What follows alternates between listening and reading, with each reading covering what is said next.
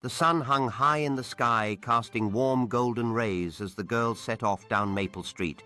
Their first destination, as indicated by the map, was the old clock tower at the edge of the neighborhood. The clock tower, a relic from a bygone era, stood tall and imposing, its bricks weathered by time.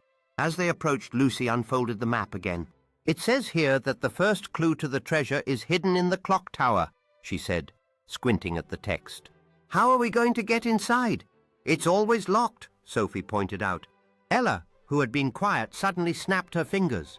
"I remember my dad mentioning that the caretaker, Mr.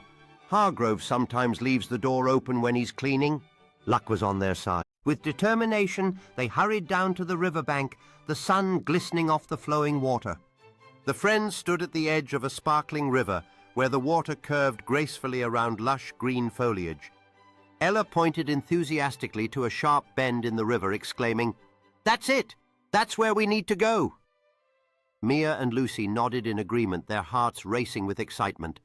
They felt as if they were on the brink of uncovering something truly extraordinary. At the top, they found themselves in the clock room, surrounded by the ancient mechanisms that powered the grand old clock.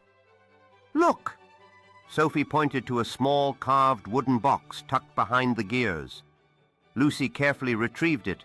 The riverbank was a place of quiet beauty. Willow trees lined the water's edge, their long branches trailing gently in the current, and the air was filled with the soothing sound of flowing water.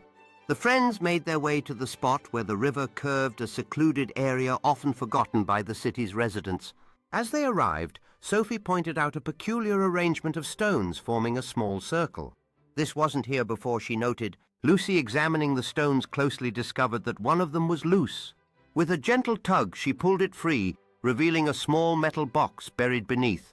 The box was old, its surface tarnished with age, and inside they found a faded photograph and a letter. The photograph was of a group of children, not much older. Ella was the first to speak. "The elm tree. There's an ancient elm on the grounds of the old Rivertown Library." "Then that's our next stop," declared Lucy, her eyes bright with adventure. The Rivertown Library was a grand, albeit forgotten building. Once the heart of the community, it now stood silent, its grand doors closed to the public for years.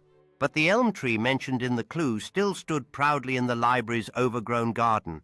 The friends approached cautiously, aware that their actions might attract unwanted attention. Luckily, the garden was deserted, save for the chirping of birds and the rustle of leaves in the breeze. Lucy, standing beneath the elm's sprawling branches, looked around for anything unusual. Mia, with her sharp eyes, spotted a hollow in the tree.